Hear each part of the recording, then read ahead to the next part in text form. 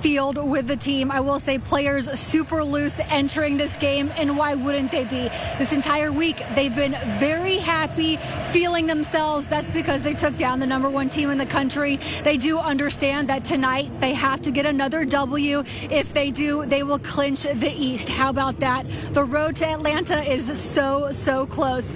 I can't say it enough. Tennessee marched into Sanford Stadium last weekend with the #1 scoring offense in the country, averaging 49 points per game. Georgia's defense understood its assignment, held the Vols to 13 points. That's the lowest tally in the Josh Heupel era.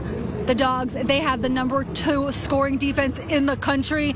And by Tuesday night, when the second college football playoff rankings of the season came out, the Dogs went from the #3 team in the country to #1. It's a spot UGA's used to. Georgia was top ranked in all 5 regular season CFP rankings last season.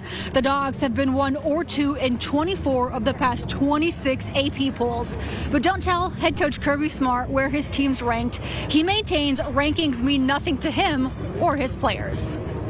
We just don't talk about it much. I mean, they understand it's wasted energy when you talk about it and you guys want to write about it and do all that. You just focus on Mississippi State and, like, what do we have to do to play well against them?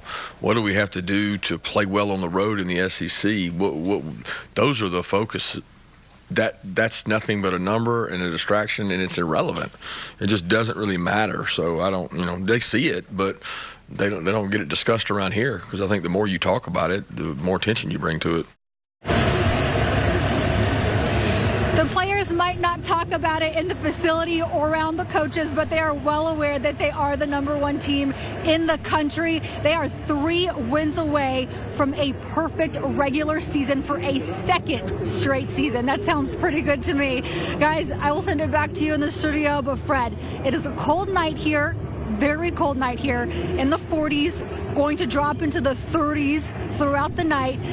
This Mississippi State team might be used to playing in cooler temperatures, but the Dogs are not. We will see what happens, Fred. Yeah, Tracy, at Mississippi State over the weekend, the game started off in the low 40s. By the time it was over, it was in the 30s. In an open-air press box, I can tell you, it wasn't enjoyable. And if I didn't like that, I'm really not going to like Lexington this weekend. That's because it's supposed to be in the 20s and 30s during that game. I did ask players if the weather impacts them, if those low temps bother them, and they said absolutely not. When they go out on the field, start moving around, it makes no difference at all.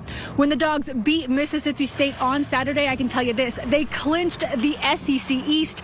It's something they've done 5 out of the 7 seasons Kirby Smart has been the head coach. Interesting enough, players like wide receiver Ladd McConkey and linebacker Smile Mondin, they told me after the game they didn't celebrate winning the East. Mondin went as far as to tell me he didn't even notice they clinched. That's now the yearly expectation at Georgia, with Kirby leading the way. Receiver Kearis Jackson echoed those sentiments earlier today.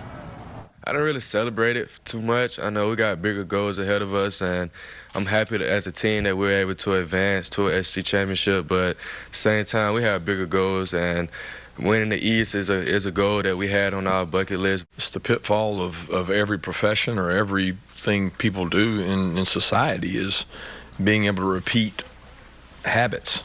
And can you do that? Can you do what you do better than the people in your profession on a daily basis? And listen, for Kearis Jackson, this is his 4th SEC championship game coming up the first weekend in December. He's been here for 5 years. He was so quick to point out to us today that he has never won one. Kirby's only won 1 SEC title since taking over here in Athens, so that is a big goal for this team, winning the conference championship. But before I get too ahead of myself, the Dogs do have to play Kentucky at 3:30 Saturday on Atlanta News First. Guys. Yeah, one day at a time. Emily, thank you.